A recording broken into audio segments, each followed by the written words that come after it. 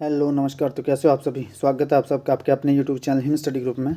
तो आज आपके लिए एक और मॉक टेस्ट हम लेके हाजिर है, जिसमें कि रहेगा आपका HPGK रहेगा, हिमाचल प्रदेश का जनरल नॉलेज रहेगा, हिंदी ग्रामर रहेगा और मैथ का सेक्शन रहेगा। मैथ में जो डिस्कस करेंगे आज हम वो करेंगे रेशो और आपका एज का क्वेश्चन होगा। ठीक है, तो ये पार्ट आज का मुख्य टॉपिक जो आपका आज रहेगा। बाकी आपको पता है कि हर रोज़ वीडियो शाम को 7:30 बजे अपलोड होती है। आपने टाइम से जो वीडियो को वॉच आउट कर लेना, और आप हमारे टेलीग्राम चैनल से भी जुड़ सकते हैं, जिसका लिंक जो डिस्क्रिप्शन बॉक्स में दे रखा है। टेलीग्राम चैनल से जुड़ने का फ़ायदा ये होता है कि कभी कभार यूट्यूब पे नोटिफिकेशन नहीं आती है, तो आप टेलीग्राम से आप जो ईजिली वीडियो को वॉच आउट कर सकते हैं। तो स्टार्ट करते हैं आज का फर्स्ट क्वेश्चन। और ये जो मॉक टेस्ट है ये आपके अपकमिंग एग्ज़ाम, पटवारी का हो, फॉरेस्ट गार्ड का हो, या पुलिस के एग्ज़ाम की जो कैंडिडेट तैयारी कर रहे हैं, उन सब के लिए जो मॉक टेस्ट चले हुए आपके मोस्ट इंपॉर्टेंट रहने वाले हैं। तो फर्स्ट क्वेश्चन आपका ये, भारतीय संविधान में नीति निर्देशक सिद्धांत के प्रावधान को किस देश के संविधान से लिया गया है। तो जो नीति निर्देशक, ठीक है, ये जो नीति निर्देशक का सिद्धांत है आपका, ये किस देश के संविधान से लिया हुआ है। जो भारतीय संविधान में नीति निर्देशक का सिद्धांत है, तो आयरलैंड के संविधान से, ऑस्ट्रेलिया के संविधान से, अमेरिका या ब्रिटिश। तो ये लिया गया आपका आयरलैंड। ठीक है, आयरलैंड के संविधान से जो ये नीति निर्देशक का सिद्धांत जो वो ये लिया गया है, तो आयरलैंड इसका राइट आंसर हो जाएगा। चलते हैं नेक्स्ट क्वेश्चन की ओर। नेक्स्ट क्वेश्चन है कि निम्नलिखित में से कौन सी हिमालय की सबसे लंबी पर्वतमाला है। तो हिमालय की सबसे लंबी पर्वतमाला कौन सी है। काराकोरम है, लद्दाख है, जास्कर है, या पीर पंजाल है। तो ये जो पीर पंजाल है आपकी, पीर पंजाल, ये हिमालय की सबसे लंबी जो पर्वत श्रृंखला है, पीर पंजाल। चलते हैं नेक्स्ट क्वेश्चन की ओर।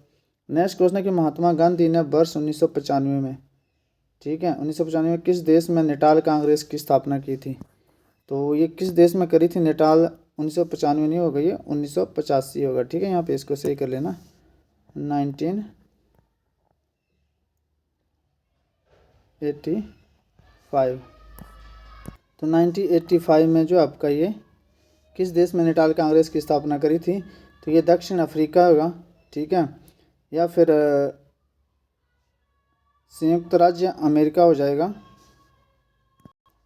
ये आपका मैंने बार बार गलत लिख दिया, 1985 नहीं, लेकिन ये होगा 1895। ठीक है, इसको करेक्ट कर लेना, 1895 होगा ये, 1895। ये तो 1985 में, अब तो महात्मा गांधी जो स्वर्ग सिधार गए 1985 में, 1947 में गए ये, लेकिन मैं 1985 लिख रहा हूँ। तो अब तो पन्नी कहाँ हो गया, वो किसी की आत्मा के रूप में होने अभी इस वक्त।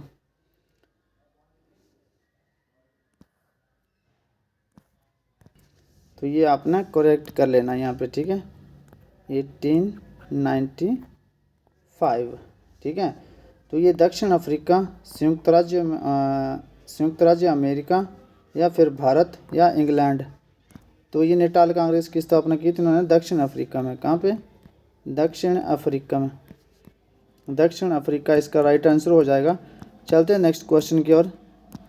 नेक्स्ट क्वेश्चन है कि खिलाफत आंदोलन निम्नलिखित में से किस आंदोलन से जुड़ा हुआ है।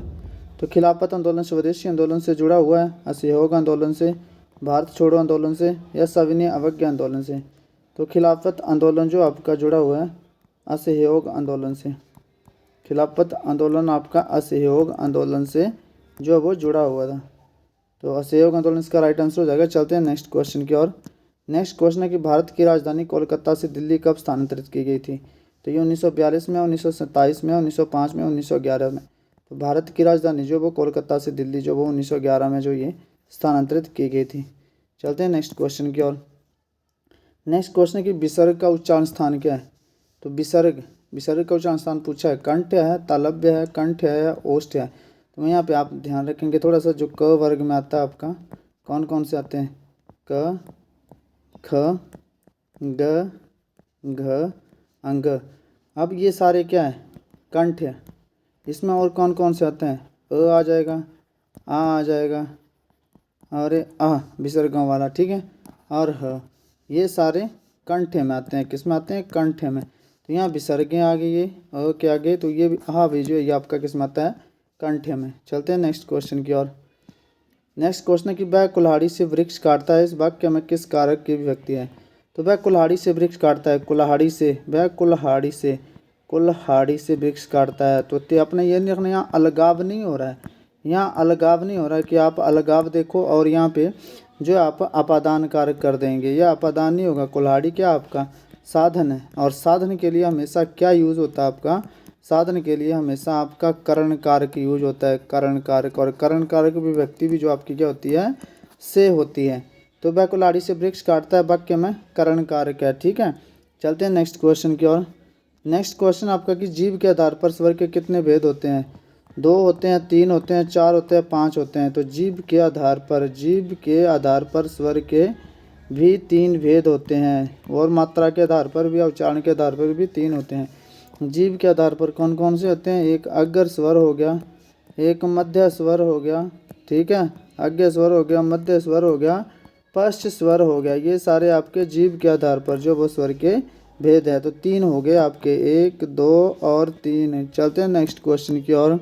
नेक्स्ट क्वेश्चन है कि 2 अथवा 2 से अधिक शब्दों से मिलकर बने सार्थक शब्द को क्या कहा जाता है। तो 2 से अधिक शब्दों से मिलकर बने सार्थक शब्द को हम समास कहेंगे, अव्यय कहेंगे, संधि कहेंगे, अच्छेद। तो 2 या 2 से अधिक शब्दों से मिलकर बने इस एक सार्थक शब्द को हम क्या कहते हैं, समास। समास कहेंगे इसको, ठीक है, समास, शब्दों से मिलकर बने समास। चलते हैं नेक्स्ट क्वेश्चन की ओर। आजन्म शब्द में कौन सा समास है।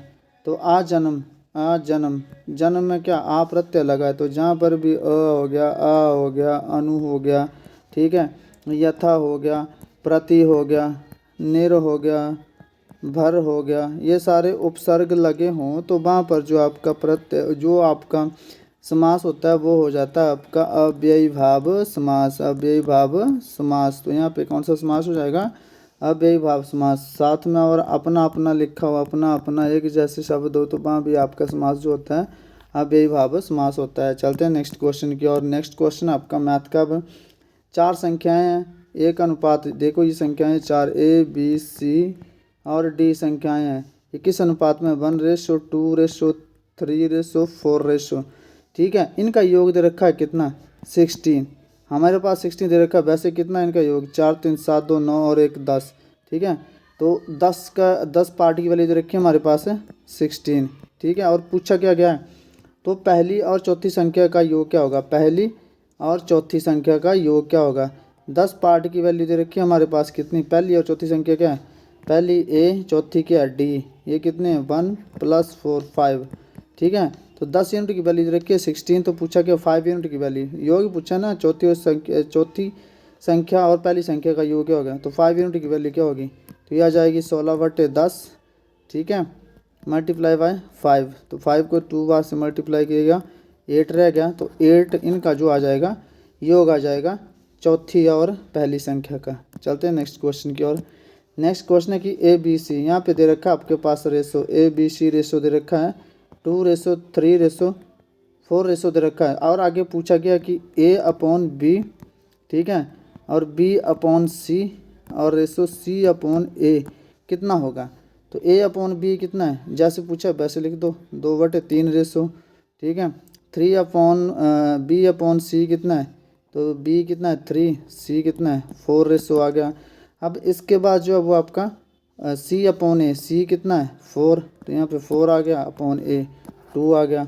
अब आप इनका एलसीएम ले लो डायरेक्टली। ठीक है, एलसीएम ले लिया, तो अब एलसीएम से काट दो आप। ठीक है, ये 3 है, ठीक है, ये 3 है, ये 3 है, तो 3 टाइम, अब 3 को आप क्या करेंगे, 12 से डिवाइड करेंगे। ठीक है, तो 3 चौके 12 और 4 दूने 8 आ गए यहाँ पे। फिर आपका 4 को 12 से डिवाइड करेंगे।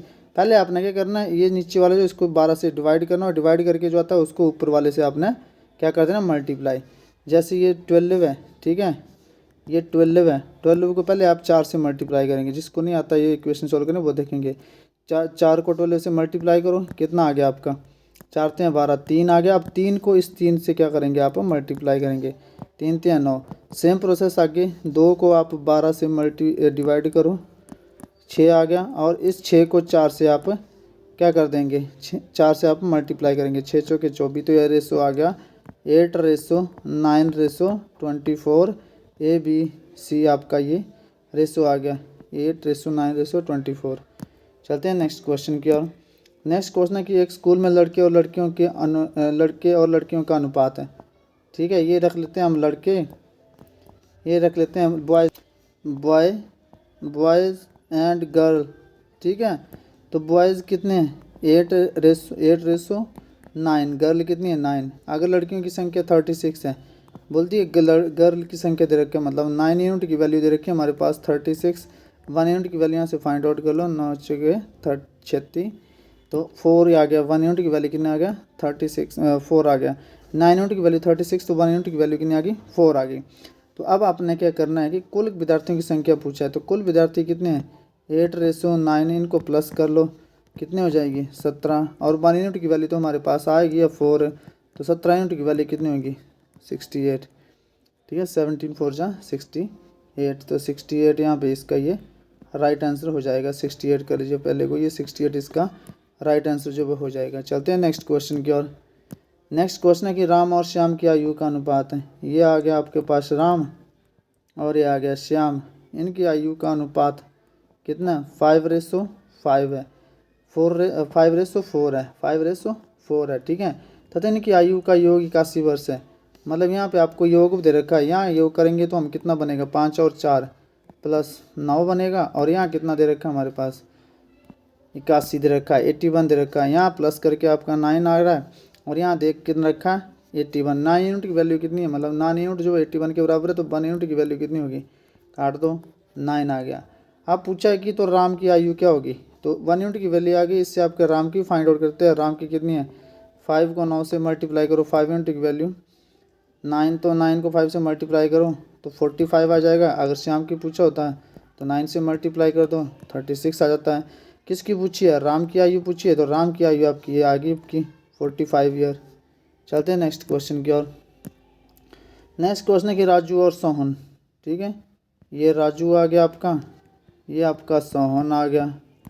पूछा है कि इनकी वर्तमान आयु का योग दे रखा हमारे पास है 40, और इनका रेशो कितना दे रखा है, इनकी आयु का रेशो देखा, रेशो में दे रखा है क्या 5:3, ठीक है। 5:3 आपका रेशो में दे रखा है, तो 5:3 आपका रेशो में दे रखा है, और यहाँ योग दे रखा है 40। यहाँ कितना आपका योग 5 + 3 को आप मल्टीप्लाई करेंगे 8, तो 8 पार्ट की वैल्यू दे रखी है 40, 1 पार्ट की वैल्यू निकालेंगे तो 8 5 जा 40।